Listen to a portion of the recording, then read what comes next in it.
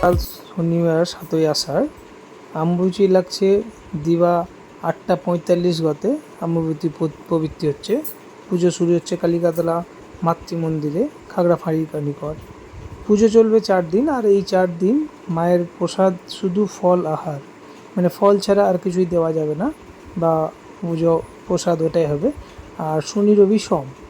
আর 10ই আষাঢ় মঙ্গলবার রাত্রি 9:08 গতে অম্বুবাচী নিবৃত্তি হচ্ছে। পরে ভোগ, হোম, দধিকর্ম্ব ও মন্ত্র বিসর্জন।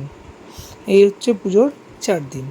আর 11ই আষাঢ় বুধবার সকাল 12টা থেকে দুপুর 2টো পর্যন্ত কুপনে প্রসাদ পাওয়া যাবে। আর কুপন মন্দির প্রাঙ্গণ বা ওখানে কমিটির সবার কাছেই পাবেন।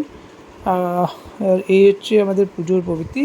কামাখ্যা পুজো যেটা হয় সেটা একমাত্র কামরূপ কামাখ্যাতেই হয়। আর আমাদের এই বহরমপুরে, একমাত্র বহরমপুরেই হয় কামরূপ কামাখ্যা পুজোটা আর কি। এটা মন্দির প্রাঙ্গণেই হয়, খুব সুন্দরভাবে পরিচালনা হয় এটা। এই 4 দিন মন্দির প্রাঙ্গণ একবারে সরগরম থাকে। সবাই এখানে আনন্দ করি, আমরা একসঙ্গে থাকি সবাই মিলে ভালোভাবে, এটাই ভালো লাগে, আনন্দ হয়। এই কামাখ্যা সম্বন্ধে আরও তথ্য দেবেন আমাদের পূর্ণচন্দ্র দাস।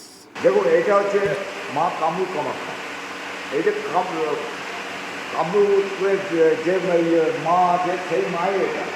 আজ থেকে 78 বছর আগে শ্রী রাজকিশোর ব্যাকেটের দেবতা, তিনি এবং তার কিছু বন্ধুবান্ধব নিয়ে সে কামাখ্যায় যায়, গিয়ে সেখান থেকে ছবি নিয়ে আসে, নিয়ে এসে এই পুজো শুরু করে।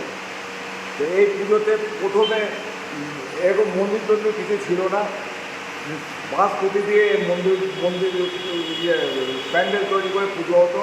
এখানে যাত্রা, থিয়েটার, নাটক সব কিছু হতো। এই পুজো কীভাবে হয়, যেমন অম্বুবাচী লাগে তখন এই পুজো আরম্ভ হয়। অম্বুবাচী লাগার এই 4 দিন ফলের ভোগ হয়। এক কথায় ফল, মিষ্টি, দই, ছানা, মাখন, ক্ষীর এবং কাঁচা মিষ্টি এই দিয়ে পুজো হয়।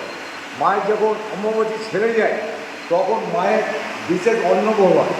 যেমন ধরুন পোলাও, পায়েস, সাদা অন্ন, খিচড়ি অন্ন, বিভিন্ন রকম তরকারি দিয়ে মায়ের অন্নভোগ হয়। তারপরে মায়ের যজ্ঞ হয়। তারপরে মা বিসর্জন হয়, মুন্ডপটে বিসর্জন হয়।